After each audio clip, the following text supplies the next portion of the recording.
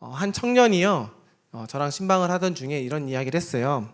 미술관에 갔대요. 몽천 토성역을 통해서 이제 미술관을 방문했는데, 거기 길을 가다가 한 멋진 중년의 남성이 이 친구들에게 사진을 찍어준다고, 그래서 사진을 이제 찍힘 당했죠. 그리고 나서 그게 이제 계기가 돼서 잠시 대화를 나눈 것이 한 3시간가량 대화를 나눴다고 합니다. 그 상대방은 아저씨였는데 굉장히 박학다식하고 많은 책을 섭렵했고 또 심지어 말도 굉장히 잘했다 그래요. 3시간 동안 이야기를 했는데요. 그런데 이분이 무신론자였어요. 그러면서 그분이 하는 말의 핵심이 뭐냐면 세상의 모든 종교인들이 무식해 보인다는 거죠. 그러면서 종교인들은 무지에서 신을 믿는다라고 이야기를 하면서 그들에게 알미 최선의 가치다. 그러니까 너희들도 알미라는 종교를 추구해라. 종교란 말은 아니지만 그 알을 추구해라라고 전도를 하는 겁니다. 오히려 이야기를 듣던 이 청년들이 내내 답답했던 건 뭐냐면 그분이 하나는 알고 둘은 모른다라는 생각을 했대요. 그 아저씨는 알을 추구했지만 그 알을 반쪽짜리 알을 자신이 맞다라는 그 신념 아래에서 상대방의 생각은 듣는 것 같았지만 자기가 어떤 논리에 자신의 주장에 결론을 이미 낸 상태에서 상대방의 이야기를 듣는 그런 알의 부재, 한쪽만 취하는 그런 알의 모습을 보면서 굉장히 답답함을 느꼈다고 저한테 이야기를 했습니다. 그 이야기를 듣던 저도 비슷한 생각을 했는데요. 알을 추구하시는 그분이 스스로 알을 제안한 것은 아닌가라는 생각을 했어요. 나중에 기회가 되면은 몽천토성에 가서 그분과 한번 대화해봐야겠다 이런 생각을 했는데요. 그 생각을 하면서 이제 설교를 준비했습니다. 설교를 준비를 하는데 이런 생각이 들었어요. 하나님의 입장에서 그 사람을 바라본다면 하나님은 어떤 생각으로 이 사람을 바라볼까? 그런 생각이 문득 드는 거예요. 여러분, 세상에는 크게 2가지 종류의 사람이 있습니다. 하나는 유신론자, 신이 있다라고 생각하는 사람, 반대로 무신론자, 신이 없다고 생각하는 사람이 있죠. 여러분과 저는 유신론자고 그 신이 바로 우리 하나님, 창조주 하나님의 심을 믿기에 바로 이곳에 나와서 우리 함께 예배드리는 건 아니겠습니까? 그런데 우리 주변을 보면은 그 신조차 믿지 않는, 하나님조차 믿지 않는 사람들이 상당히 많은 것 같아요. 여러분 부모님 중에도 계시고요. 여러분 형제지간 중에도 하나님을 믿지 않는 분들 계시지 않습니까? 그런 청년들을 만나서 이야기를 하다가 기도 제목을 나누면 하나같이 그들의 고백은 뭐냐면 사랑하는 가족이 나와 같은 마음으로 살았으면 좋겠다는 거예요. 하나님이 누구이신지를 알고 그 하나님을 섬기고 인생을 정말 행복하게 살았으면 좋겠다라는 생각을 하나같이 하면서 이야기를 합니다. 그들의 기도 제목 한 가지, 우리 가족이 구원받았으면 좋겠다. 평생의 기도 제목 한 가지이죠. 모든 부모님이, 형제지간이 창조주 하나님을 믿고 따르는 것. 그런 청년들을 이제 만나면서 대화를 하면서 저는 어떤 생각이 드냐면 빨리 이루어졌으면 좋겠다라는 생각을 하면서 기도를 하죠. 여러분 어떻게 어디 우리의 기도 제목이 그것뿐인가요? 아니죠. 수많은 기도 제목들이 있잖아요. 그 기도를 하면서 여러분들은 이런저런 생각할 겁니다. 우리가 기도할 때 무엇을 기대하죠? 응답, 그죠? 응답을 기대하잖아요. 그런데 모든 기도의 응답이 빠르게 이루어지지 않는 것 같습니다. 또 어떤 기도 제목은 응답이 되지 않을 것 같은 그러한 생각도 들어요. 그래서 어떤 사람은 기도하는 그 기도의 제목을 듣고 당신이 기도 응답이 되지 않는 이유에 대해서 이렇게 저렇게 이야기를 합니다. 어떤 사람은 아마 이렇게 생각할 거예요. 너의 기도가 응답되지 않는 이유는 내가 기도를 하지 않아서 그래. 정작 말은 하지만 너가 충분히 기도하면서 그 기도가 쌓이고 쌓여야 되는데 기도하지 않아서 그래 라고 말하면서 어떤 사람은 기도의 행위를 중요하게 생각하는 사람이 있는 것 같습니다. 반대로 어떤 사람은 아니야, 그렇게 많이 기도한다고 기도가 응답되는 것이 아니라 기도하는 그 의미가, 기도하는 그 내용이 중요하지. 너가 잘못된 기도를 했기 때문에 하나님께서 기다리시는 거야. 너가 바른 기도를 할 때까지 기다리시는 거야 라고 생각하면서 그 사람의 기도에 대해서 이렇게 저렇게 생각하는 사람도 있을 겁니다. 여러분 어느 쪽인 것 같아요? 기도의 행위가 중요할까요? 아니면 기도의 의미가 중요할까요? 또 그러나 한편으로는 이런 생각을 하죠. 기도 응답이 하나님의 때와 관련된 거 있잖아요. 그래서 하나님의 때가 찰 때까지 기다려야 돼. 너의 노력과는 상관이 없어. 라고 생각하는 사람도 있을 겁니다. 그리고 또 어떤 사람은 너가 기도는 아무리 했지만 너가 기도하는 그 과정 속에서 너의 죄의 문제가 해결되지 않았기 때문에 그 기도가 점점 응답이 더뎌지는 거야 라고 생각할 수도 있습니다. 여러분, 무엇이 맞을까요? 아니면 기도할 때 우리 믿음이 없기 때문에 그 믿음의 영역의 문제 때문에 응답이 더뎌지는 걸까요? 이유가 무엇이든지 간에 여튼 기도 응답이 이루어지지 않으면 우리의 마음은 어떤가요? 답답하고, 그죠? 기도의 응답이 계속해서 이루어지지 않으면 때론 우리는 지치죠. 힘들고. 그렇게 기도했던 사람들이 우리 말고 성경에 또 기록되어 있습니다. 오늘 우리가 함께 읽은 출애굽기에 나와 있는 그 본문인데요. 기도를 하는데 응답이 되지 않는 그 이야기가 바로 출애굽기 2장에 나와 있습니다. 여러분들도 알다시피 이들은 누구냐면 바로 이스라엘 백성들, 노예 생활을 했던 이스라엘 백성들인데요. 우리 오늘 본문 말씀 다시 한번 읽어보겠습니다. 23절 말씀인데 한번 다시 읽어보겠습니다. 시작. 여러 해 후에 애굽 왕은 죽었고 이스라엘 자손은 고된 노동으로 말미암아 탄식하며 부르짖으니 그 고된 노동으로 말미암아 부르짖는 소리가 하나님께 아멘. 이들은 누군가요? 아브라함의 후손이죠. 이들은 요셉에 의해 애굽 땅으로 이주한 야곱과 그 형제들의 후손입니다. 애굽 땅에 가서 적은 수의 인원들이 한 가족이 그곳에 살았지만 그렇게 한 가족 단위로 평생 산 것이 아니라 살다 보니 점점 번성해서 많은 사람들, 민족을 이룰 정도로 많은 사람들이 생겨났어요. 왜냐하면 요셉에 의해 많은 혜택을 얻으면서 그 땅에서 평안하게 살았기 때문이죠. 근데 그렇게 잘 살았던 그 과거의 기억들이 어느 순간에 요셉을 알지 못하는 새 왕이 그 애굽을 다스리기 시작했을 때 변화가 시작됐어요. 이스라엘 백성들이 너무나 많아지자 애굽의 그 왕이었던 왕과 그 애굽 사람들은 두려움에 휩싸였죠. 그 왕이 이런 생각을 했어요. 출애굽기 1장 9절인데요. 이 백성 이스라엘 자손이 우리 애굽인보다 많고 강하도다. 그래서 두려웠던 거예요. 더 많은 사람들이 우리를 잡아먹으면 어떨까? 우리 대한민국에도 지금 많은 외국인 이주 노동자가 있잖아요. 지금은 적지만 이 인구가 많아지면 기존에 있던 대한민국 사람들도 두려움에 떨듯이 애굽 왕도 그러한 두려움에 떨었어요. 그래서 감독을 세웠고, 그리고 세워서 그들에게 고된 노동을 주기 시작했습니다. 그렇게 시간이 지나자 그러한 노동을 통해서 그들이 국고성을 짓는 것으로 만족하지 아니하고 점점 학대하고, 심지어 더 그럼에도 불구하고 많아지자 남자아이를 죽이는 고통까지 주었던 것이죠. 이런 상황에서 자신의 아들이 죽어가고 노동은 점점 심해지는 상황 속에서 이스라엘 백성들이 할 수밖에 없었던 것은 바로 탄식이어서 탄식, 부르짖음 밖에 없었다고 오늘 성서는 증언하고 있습니다. 탄식하며 부르짖으며 하나님에게 기도하는 그 기도. 여러분,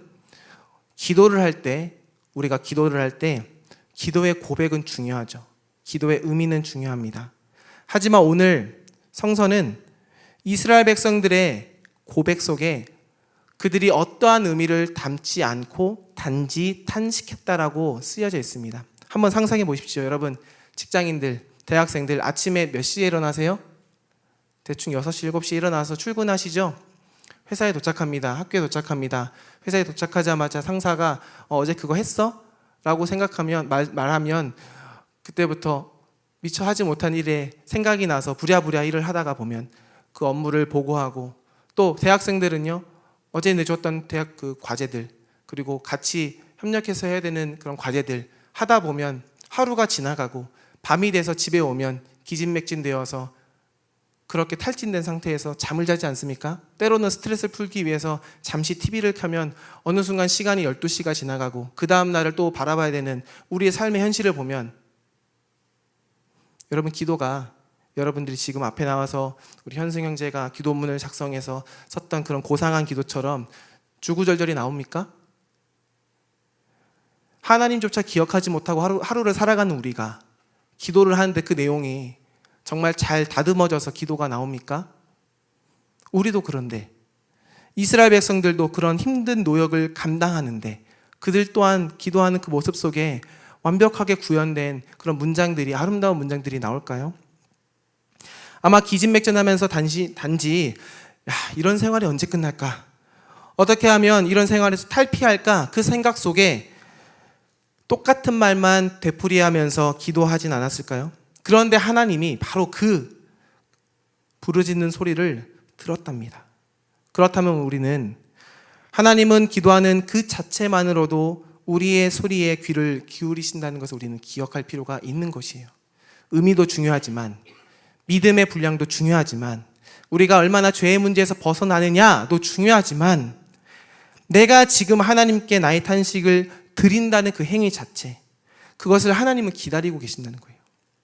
그 내용이 무엇이든지 간에 내가 이 지옥과 같은 현실에서 탈피하기 위해 하나님을 이용하든지 간에 상관없이, 하나님은 그런 것과 상관없이 우리가 부르짖기를 기다리시는 하나님이십니다. 기다림, 그 첫 번째 메시지는 바로 우리가 부르짖는 그 한 소리를 들으시는 하나님의 기다림이라는 것을 우리가 기억했으면 좋겠습니다. 그런데 문제는 뭐냐면 우리가 먼저 포기한다는 거예요. 또 다른 문제는 뭐냐면 우리가 끝까지 자신만을 의존한다는 거예요. 사람이 아무리 강하다고 할지라도, 아무리 능력이 출중하다고 할지라도 우리는요, 때로는 의도치 않은 곳에서 우리가 무너지기도 합니다. 얼마 전에 제가 기사를 봤는데요, 여러분 잘 아시는 영화 배우가 있는데 키아누 리브스라고 아시죠? 그 잘생긴 배우, 매트릭스 나왔던 그 배우가 다시 영화를 찍기 시작했다라는 기사를 봤어요. 근데 이 배우가요, 한때 굉장히 잘 나갔거든요. 누가 봐도 부러울 만한 인생을 살았습니다. 2001년, 약 17년 전인데요, 그가 이제 결혼을 했어요. 제니퍼 샤임이라는 한 여성과 결혼을 하고, 이제 그 결혼한 상황에서 아이를 갖고 이제 애가 나와야 되는데 유산을 해버린 거예요. 심지어 어떤 일이 일어나냐면 그 아내가 교통사고를 당해서 생을 마감합니다. 그렇게 잘 나갔던 한 영화배우가 자신이 뜻하지 않았던 그러한 사건 속에서 절망하게 되고, 그리고 노숙자 생활을 선택하죠. 그렇게 몇 년을 살았다고 그래요. 그렇게 살다가 다시금 스스로 일어나는 그 모습을 본 기사가 저의 눈에 띄었습니다. 그렇게 우리가 아무리 잘났다고 해도 우리는 의도치 않은 곳에서 우리 삶이 무너지는 것을 볼 수 있어요. 저와 여러분도 어김없이 말이죠. 그런데 바로 그때 우리는 선택해야 됩니다. 나를 의지할 건가? 아니면 하나님을 의지할 건가? 여러분, 선택은 우리가 하는 것이지만 하나님은 바로 저와 여러분이 바로 누구를 선택하길 원하시냐면 그 순간 하나님에게 탄식하길 원하십니다. 아, 주님, 그 한마디를 하나님 기다리고 계신다는 것이죠. 여러분, 이것을 기억하시기 바랍니다. 그리고 이어지는 우리 본문 말씀을 다시 한번 읽어봅시다. 23절, 24절 말씀인데요, 한 번 더 23절 말씀 읽겠습니다. 시작. 여러 해 후에 애굽 왕은 죽었고 이스라엘 자손은 고된 노동으로 말미암아 탄식하며 부르짖으니 그 고된 노동으로 말미암아 부르짖는 소리가 하나님께 상달된지라. 하나님이 그들의 고통 소리를 들으시고 하나님이 아브라함과 이삭과 야곱에게 세운, 아멘. 오늘 본문 말씀이 굉장히 짧거든요. 어제 리더 모임을 할 때 한 청년이 저에게 물었어요. 목사님, 이 말씀을 왜 갑자기 정하셨나요? 짧은 말씀을, 맥락도 없고 출애굽기가 이게 메인이 아닌 것 같은데. 그런데요, 가만히 보시면 여러분, 이 말씀 굉장히 중요한 구절입니다. 출애굽기 우리가 읽진 않았지만 그 바로 앞의 내용은 어떤 내용이냐면 모세 이야기가 나와요. 그리고 3장에도 모세 이야기가 나옵니다. 그 앞장에 모세 이야기는 모세의 출생, 그리고 모세가 애굽을 떠나게 된 이유가 기록되어 있고요. 그리고 나서 3장이 시작되는데 본문을 가만히 보면 사실 이 내용이 들어갈 필요가 없어요. 보세요. 2장에 모세가 출생했고 애굽에 쫓겨나서 이제 미디안 땅으로 갑니다. 그 다음에 3장 1절에 보면 모세가 하나님을 만났더라. 너무나 문맥적으로 자연스러운 그러한 이야기의 스토리 중간에 딱 하니 갑자기 23, 24, 25절에 그 내용이 나옵니다. 글을 쓰시는 분은 알겠지만 갑자기 문맥과 상관없이 다른 이야기가, 쓸데없는 이야기가 들어간 것처럼 보여요. 왜 이 어색한 오늘의 본문을 저자는 이 중간에 끼워 넣었을까요? 왜? 여러분, 이스라엘 백성들에게 있어서 모세는 누군가요? 이스라엘 백성들의 고된 노역에서 구원을 시킨 민족의 영웅, 이수신자 군과 같은, 뿐만 아니라 이스라엘 민족을 40년의 광야 생활에서 건져냈던, 인도했던 민족의 지도자 모세. 하나님의 십계명을 들어서 기록해서 전달했던 말씀의 사자 모세. 이스라엘 백성들이 금송아지를 지으면서 하나님을 우상으로 숭배했을 때 심판받아서 멸망할 위기에서 중보했던 대중보자 모세. 그만큼 출애굽기의 중심에는 모세가 있습니다. 모세가 이 이야기를 다 주도해 나가요. 그러나 그 모세의 소명 과정 중간에 이스라엘 백성들의 탄식 소리와 그들의 고통 소리를 기록한 이유는 무엇이냐면, 이 이야기의, 출애굽기의 이야기의 중심에 누가 있냐라는 것을 기억시키는 것이죠. 누구죠? 하나님. 누구의 소리를 들었다고요? 백성들의 탄식. 이름도 모르고 유명하지도 않는 이스라엘 한 사람 백성의 탄식. 여러분, 23절에 모세를 부르기 전에 하나님이 언제부터 이 일을 실행하셨는지 그 배경을 설명합니다. 여러 해 후에 애굽 왕이 죽었을 때 하나님이 아브라함과 언약을 맺으시고 그 언약을 성취하기 위해서 시간이 필요했는데요. 그 시간은 언제였냐면 바로 애굽 왕이 죽었을 때라는 것이죠. 자연과 세상의 질서가 어느 정도 정리되었을 그때가 하나님은 필요했던 것입니다. 즉 애굽 왕이 죽어야 이스라엘 백성들을 출애굽할 최종의 준비가 끝났다고 하나님은 생각하셨던 것이죠. 여러분, 하나님은 세상을 창조하셨기 때문에 그 질서를 무너뜨리고 일을 하실 수 있는 하나님이십니다. 하지만 하나님은요, 질서의 하나님이시기 때문에 자신이 창조한 이 질서 안에서 또한 일하시기를 원하셔요. 여러분이 잘 알고 있는 시간의 개념 두 가지가 있죠. 카이로스, 크로노스. 크로노스는 뭔가요? 자연과학적인 시간의 흐름. 우리가 시계를 보면 지금 2시 50분에서 1분, 2분 지나가는 그 시간. 그러나 카이로스는 뭘까요? 하나님의 시간이라고 하잖아요. 그죠? 그 시간은 상대적입니다. 그 시간은 철저하게 누구에게 맞춰져 있냐면 하나님에게, 하나님의 시계에 맞춰져 있죠. 이스라엘 백성들 중에 누군가는 이런 생각을 했을 겁니다. 아마 이미 이들의 인구가 많아졌기 때문에 창세기 12장에 하나님께서 아브라함을 부르시고 내가 큰 민족을 이루겠다라는 그 약속이 그 인구의 수일 텐데, 수가 많아졌다는 그것을 현상으로 본 다음에 이스라엘 백성 중에 일부는 무슨 생각을 했을까요? 아, 하나님의 때가 차지 않았을까?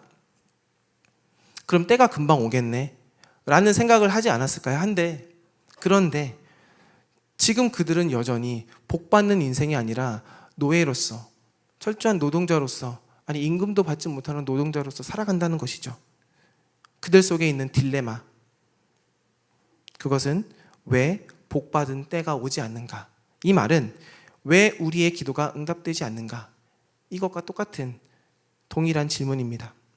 그 이유에 대해서 오늘 성서는 이렇게 말합니다. 아직 하나님이 생각하는 자신의 때가 이르지 않았기 때문에, 여러 해 후에 애굽 왕이 죽어야 하는데 죽지 않았기 때문에, 그렇게 성경은 이야기하고 있습니다. 그래서 중요한 것은 뭘까요? 중요한 것은 우리의 부르짖음이, 우리의 기도가, 우리의 비전이, 그리고 우리의 인생이 지속적으로 제자리 걸음을 하고 있을지라도 우리가 해야 될 것은 뭐냐면 바로 낭망하면 안 된다는 겁니다. 하나님은 하나님의 때가 차기를 기다리신다는 그 흔한 말, 바로 오늘 본문 말씀에 쓰여져 있어요. 하나님이 만드신 세상의 질서 아래 하나님이 준비된 때를 누가 기다리냐면 하나님이 기다리십니다. 그 하나님의 기다림 앞에 우리가 할 수 있는 것은 바로 낭망하지 않는 것. 제가 지난 목요일 새벽 예배 때 이 한 책을 소개했었는데요. 2012년 겨울에 도쿄대학교 교수였던 제1교포 강상중 교수가 쓴 책인데, 살아야 하는 이유라는 그 책의 내용을 여러분들에게 좀 소개하고자 해요. 낭망하지 않는 삶이 무엇인가 하냐면, 그 책에서 이 교수는 일본의 원전 사고가 있었잖아요. 그리고 일본의 대지진이 있었잖아요. 그 당시에 일본 사람들에게 살아야 하는 이유와 산다고 하는 것의 의미가 무엇인지 이야기하고 싶었어요. 자기도 고민하면서. 그의 질문은 이거였습니다. 이런 비참을 겪어도 그래도 살아가지 않으면 안 되는 것일까? 그는 살아가야 하는 이유를 진지하게 모색합니다. 그리고 그 책 말미에 독자들에게 이렇게 말해요. 행복을 추구하기보다는 지금을 성실히 사십시오. 라고 하면서 책 말미에 쓴 내용을 인용하겠습니다. 좋은 미래를 추구하기보다는 좋은 과거를 축적해 가는 마음으로 살아가십시오.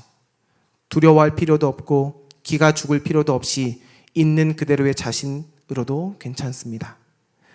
지금이 괴로워 견딜 수 없어도 시시한 인생일지라 생각될지라도 마침내 인생이 끝나는 1초 전까지 좋은 인생으로 바뀔 가능성이 있습니다.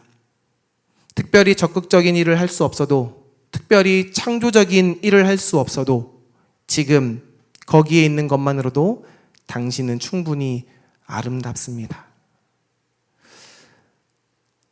하나님이 기다리고 계시면, 여러분 우리가 기다리는 것 같지만 하나님도 기다리십니다. 애구방이 죽어야 하는 그때를 하나님도 기다리고 계십니다. 그 하나님도 기다린다는 그 사실을 아는 사람은 지금 우리의 삶의 자리에서 응답되지 않는 그 기도의 제목들, 수많은 문제거리가 산적하게 나를 찾아올지라도 하나님이 기다리시는 그 마음을 헤아리는 마음으로 지금 오늘을 사는 사람들, 그게 믿음의 사람이죠. 기도하면서 기도의 응답을 바라기보다 지금 기도하는 그 기쁨에 빠져들어서 기도하는 그 과정에 집중해서 기도를 누리는 사람들 아닐까요? 오늘날 우리는요, 신앙생활을, 기도생활을 너무나 상업화하는 경향이 있습니다. 여러분, 상업화가 뭔가요? 상업. 유형과 무형의 재화나 서비스를 물건화 시켜서 이윤을 남기는 거잖아요. 그래서 우리는 무슨 생각을 하냐면 무언가 결과물이 나와야 한다고 생각합니다. 무언가 아웃풋이 나와야 한다는 강박관념에 쌓여서 기도를 하고 신앙생활을 한다는 것이죠. 여러분, 신앙생활은 그런 게 아니에요. 결과물 안 나와도 괜찮아요. 아웃풋 없어도 괜찮아요. 여러분, 신앙생활은요, 공장이 아니에요. 기도생활은요, 공장이 아니에요. 물건을 창출하듯이 응답을 창출해야 될 필요가 없어요. 그렇게 응답을 찍어내지 않아도 괜찮습니다. 우리는 그저 하나님께 의존하고 하나님께 부르짖고 하나님의 기다림을 기억하고 기다리는 존재로 부름을 받았다는 사실을 기억하시기 바랍니다. 그래서 신앙의 본질은요, 기도의 본질은요, 얼마나 잘 기다리느냐예요. 우리는 바로 그런 싸움을 하는 거예요. 끝까지 기다리는 사람이 결국 승자입니다. 사랑하는 성도 여러분, 청년 여러분, 하나님도 기다리고 계십니다. 그 하나님의 기다림 앞에 여러분도 지금의 삶의 자리에서 어떤 삶을 살아야 되는지 잘 분별하시기 바랍니다. 우리 마지막으로 25절 말씀 같이 읽어볼까요? 시작. 하나님이 이스라엘 자손을 돌보셨고 하나님이 그들을 기억하셨더라. 아멘. 노동의 강도가 세고 감당하기 어려우면 사람들은요, 누구나 다 어려워하고 힘들어해요. 2002년도에 한 노벨 경제학자인 데니얼 카너먼이라는 사람이 있었는데요. 그가 찬물 실험이라는 걸 했어요. 찬물 실험. 이게 뭐냐면 한 사람에게 먼저 1분 동안 물에 손을 넣게 한 다음에 물을 조금씩 뜨겁게 하는 겁니다. 그리고 손을 떼고 그 다음에 다시 물에 손을 넣은 다음에 10초 만에 물을 급격하게 뜨겁게 만든 거예요. 그리고 나서 이 사람에게 물은 겁니다. 당신이 만약 한 번 더 실험에 참가한다면 당신은 전자의 실험을 선택할 것입니까? 아니면 후자의 실험을 다시 한번 할 것입니까? 여러분, 어떤 걸 선택했을까요? 네. 뜨거워져도 갑자기 뜨거워진 것 말고 조금씩 뜨거워지는 걸 선택한답니다. 조금씩 뜨거워져도 더 높이 뜨거워지는 것을 선택한다고 해요. 그는 이 실험을 하면서 어떤 걸 폭로했냐면 우리 안에 서로 다른 두 개의 자아가 있다고 이야기합니다. 하나는 경험하는 자아, 이거는 순간순간만을 기억하는 자아가 우리 안에 있다는 거예요. 반대로 또 어떤 자아가 있냐면 이야기하는 자아가 있답니다. 그 이야기하는 자아는 최고의 정점과 일의 결말만을 기억한다는 거죠. 그 두 가지 자아가 우리 뇌 속에 있어서 우리의 의사결정을 한다는 거예요. 그런데 의사결정을 내리는 자아는 경험하는 자아가 아니라 이야기하는 자아가 우리의 의사결정을 한답니다. 제가 이 이야기를 왜 하냐면 우리가 고통을 느낄 때 차분히 하나하나 느껴지는 천천히 느껴지는 고통보다 갑자기 극단적으로 엄청난 고통이 딱 찾아왔을 때 우리는 그 기억을 더 오랫동안 기억한다는 것이죠. 여러분, 이스라엘 백성들이 애굽에서 어떤 고통을 기억하고 있나요? 갑자기 잘 지내다가 고된 노역을 떡하니 주어진 그러한 경험을 하고 있습니다. 그리고 어느 순간 남자아이를 죽이겠다고 이야기하고 있습니다. 이들에게는 엄청난 스트레스인 거예요. 그런 스트레스가 언제까지요? 여러 해 동안 주어졌답니다. 그러면서 그들 중에 또 한편으로 어떤 사람들은 이런 생각을 했을 거예요. 하나님이 우리의 조상들과 맺었던 그 언약 혹시 만료된 건 아닌가? 그 언약 사라진 건 아닌가? 이 정도로 우리가 버려진 것 같은 삶을 산다면 하나님이 맺은 그 계약은 사라진 것 아닌가? 그런데 그 생각을 누가 마치 알았다는 듯이 24절 말씀에 뭐라고 말하면 아브라함과 이삭과 야곱에게 세운 그의 언약을 기억했다라고 이야기하고 있습니다. 하나님이 지금 이스라엘 백성들에게 무엇을 상기시키냐면 너희의 언약을 나는 기억하고 있다는 것이죠. 누구의 언약이요? 아브라함의 언약부터 시작해서 그의 아들들과 맺었던 그 언약.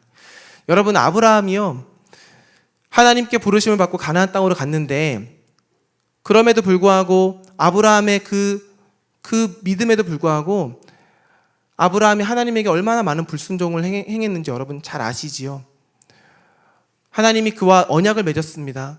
그리고 나서 아브라함은 그 언약을 기억하고 그 언약대로 살아가면 되는데 그에게 어떠한 시험이 닥치냐면 그가 거주했던 그 지역에 바로 왕이라고 있었습니다. 그리고 아비멜렉이라는 왕이 있었어요. 두 번의 왕을 만났는데 그 두 왕이 무서워서 자기 아내를 누이라고 거짓말 쳤습니다. 아브라함이 하나님의 말씀을 기억하고 믿음대로 살아가야 되는데 두려움에 앞서서 두려움 때문에 거짓말을 행했어요. 또 아브라함이 어떤 실수를 범했는지 아십니까? 그랄 땅에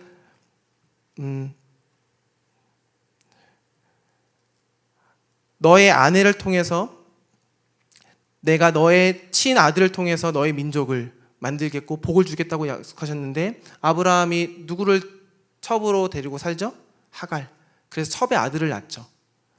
아브라함이 하나님의 언약을 불순종하면서 등지고 살았던 기억이 너무나 많이 성경엔 기록되어 있습니다. 그런데 그렇게 불순종할 때마다 하나님 그를 버리시지 않으시고 그를 돌보셨어요. 오늘 25절 말씀 보십시오.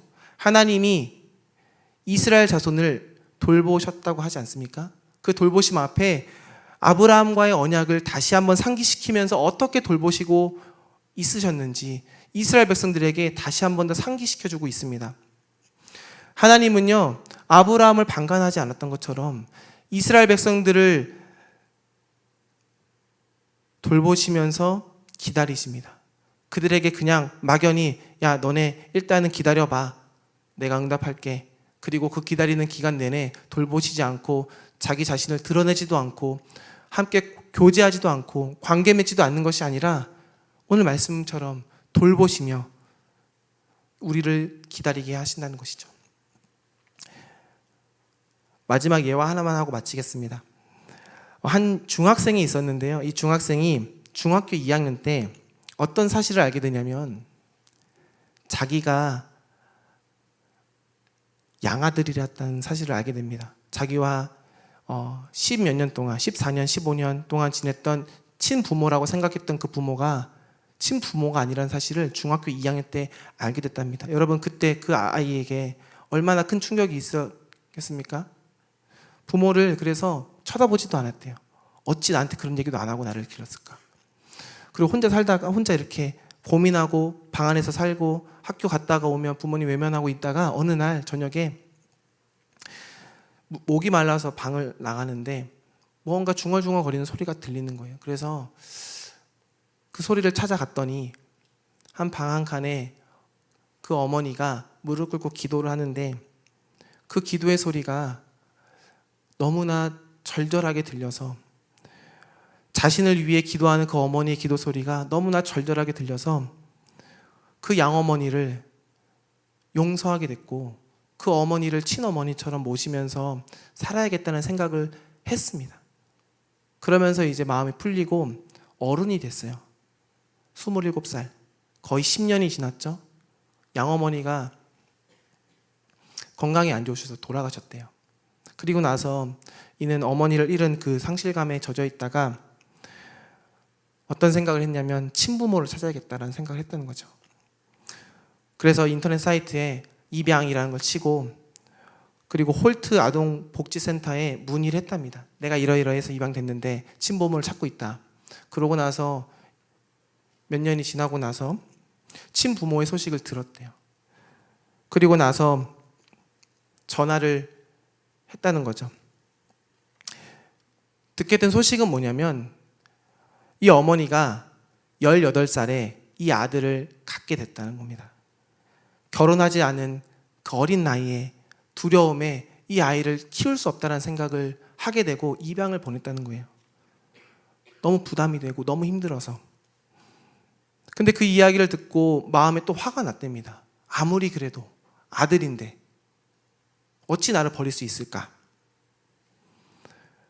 그리고 나서 통화를 하던 중에 나중에 알게 된 이야기는 뭐냐면 그의 친어머니가 자기의 아들을 그렇게 입양시키고 나서 단 하루도 편안하게 잘 수도 없어서 매일 밤 매일 새벽 하루 종일 그 아들을 위해서 하나님께 미안한 마음에 기도를 하면서 지금까지 있었다는 것이죠. 그 이야기를 전해 듣는 순간 이 양어머니가 생각이 나면서 그 친어머니를 용서할 수밖에 없었던 거예요. 그러면서 그는 이런 고백을 합니다. 하나님 감사합니다. 하나님 저에게 두 어머니를 주셔서 감사합니다. 저는 그 어머니에 대한 배신감과 그 어머니에 대한 섭섭함에 어머니를 오해하고 양어머니와 친어머니에 대한 미움이 내 마음에 있었지만 그들이 나를 기도하고 나를 위해 기도하고 나의 기도를 주님께서 들으셔서 좋은 사람을 보내시고 그렇게 나를 돌보시고 내가 이렇게 성인이 돼서 두 부모를 나의 부모로 알게 하고 섬기게 하심에 감사하다는 고백을 이 청년이 했다는 거죠. 여러분 이 청년이 한 전도사님인데요. 박요한 전도사님이라고 여러분 혹시 아시나요? CCM 가수인데요. 이분이 그러고 나서 전국을 돌아다니면서 그 입양 사실 때문에 괴로워하는 지체들, 입양아와 그 가족들, 그 미혼모, 한부모 가족들을 위해서 상담하고 용기를 주는 사역을 한답니다. 제가 이 이야기를 들었을 때 아, 하나님 그렇게 돌보시지. 하나님 그렇게 기다리시는구나 라는 생각을 했습니다. 사랑하는 성도 여러분, 하나님은 그 전도사님과 그의 어머니 그들을 단지 기다리며 방관하지 않으셨습니다. 그 아들이 혼자 클 수 없을 때 사람들을 보내셔서 돌봐주시고 그가 다 건강하게 자랄 수 있게 지켜주셨던 것처럼 저와 여러분에게도 그런 하나님은 동일한 하나님일 줄로 믿습니다. 그렇게 하나님 우리를 돌보시고 그러시면서 기다리시는 하나님이십니다. 바로 그 하나님이 저와 여러분의 하나님이심을 기억하길 바랍니다. 말씀을 정리할게요. 하나님은 기다리십니다. 그러니 여러분이 먼저 스스로 포기하지 마시기 바랍니다. 하나님은 때를 기다리십니다. 그러니 여러분도 그 때가 있음을 기억하고 오늘을 살길 바랍니다. 하나님은 우리를 돌보시며 기다리십니다. 그러니 여러분도 혼자라는 생각을 하지 마십시오. 여러분 곁에 사람을 붙이시고 함께 하시는 그 하나님을 바라보며 오늘 하루도 그 자리에서 견디는 믿음으로 승리하시기를 축복합니다. 우리 함께 찬양하길 원합니다.